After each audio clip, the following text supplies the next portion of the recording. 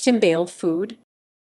In cooking, timbale French, table derived from the French word for kettledrum, also known as timballo, can refer to either a kind of pan used for baking or the food that is cooked inside such a pan.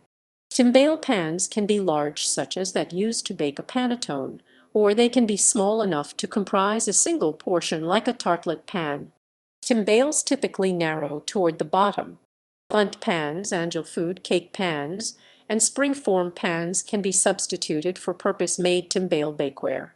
Timbales can also be steamed or baked in a water bath. As a dish, a timbale is a deep dish filling completely enclosed in a crust. The crust can be sheet pastry, slices of bread, rice, even slices of vegetable. Sartu di Riso is a rice crust timbale. Timballo di Melanzana uses overlapping strips of eggplant to enclose the filling, which can be a wide range of pre-cooked meats, sausages, cheeses, vegetables, and shaped pastas combined with herbs and spices, and red or white gravy, thickened with breadcrumbs if necessary. The assembled dish is then baked to brown the crust and heat the filling to serving temperature. Cultural references. There is a detailed description of a rich macaroni timbale in Giuseppe Tomasi di Lampedusa's novel The Leopard.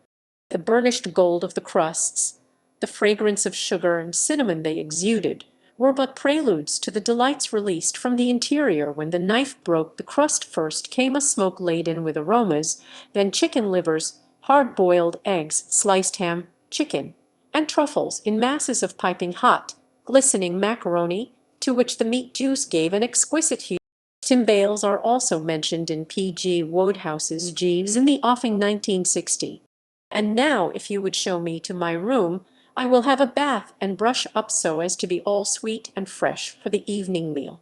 Does Anatole still do those timbales de rice de veau Toulousain, timbales with Toulousain veal sweetbreads, and the sylphides à la crème d'écrevisses, creamed sylphides of crayfish? There is none like him, none, said Kipper, moistening the lips with the tip of the tongue and looking like a wolf that has just spotted its Russian peasant. He stands alone,